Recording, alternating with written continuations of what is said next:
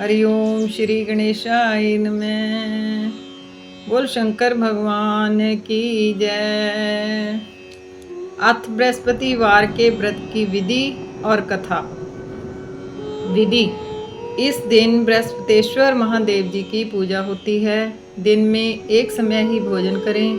पीले वस्त्र धारण कर पीले पुष्पों को धारण करें। भोजन भी चने की दाल का होना चाहिए। नमक नहीं खाना चाहिए। पीले रंग का फूल, चने की दाल, पीले कपड़े तथा पीले चंदन से पूजन करना चाहिए। पूजन के पश्चात कथा सुननी चाहिए। इस व्रत के करने से बृहस्पति जी अति प्रसन्न होते हैं। धन और विद्या का लाभ होता है। स्त्रियों के लिए यह व्रत अति आवश्यक है। इस व्रत में केले का पूजन होता है। अथ बृहस्पतिवार व्रत कथा। किसी गांव में एक साहूकार रहता था। उसके घर में अन्न, वस्त्र और धन की कोई कमी नहीं थी, परंतु उसकी स्त्री बहुत ही कृपण थी। किसी भिक्षार्थी को कभी कुछ नहीं देती, सारे दिन घर के कामकाज में लगी रहती।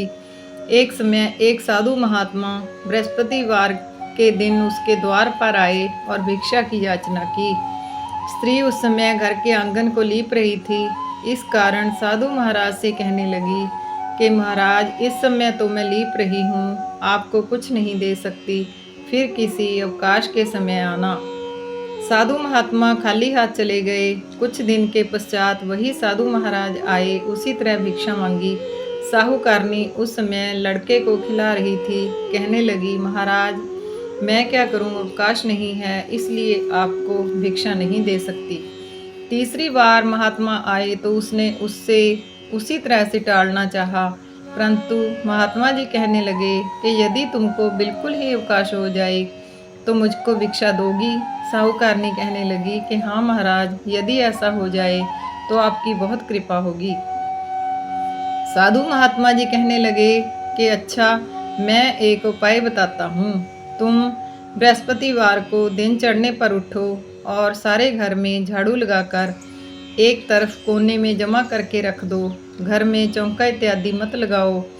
फिर स्नान आदि करके घर वालों से कह दो, उस दिन सब हजामत अवश्य बनवाएं।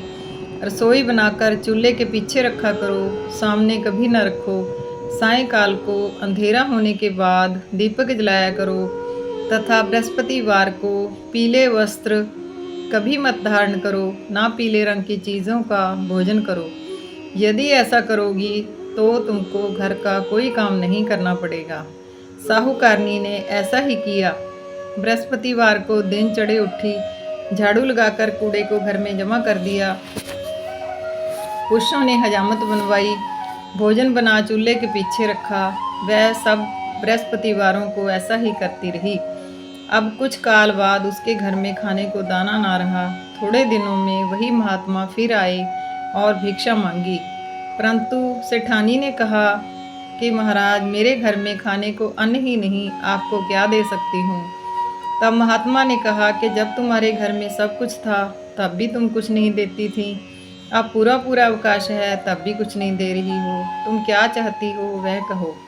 तब सेठानी ने हाथ जोड़कर प्रार्थना की, महाराज, आप कोई ऐसा उपाय बताओ कि मेरे पहले जैसा धन धान्य हो जाए।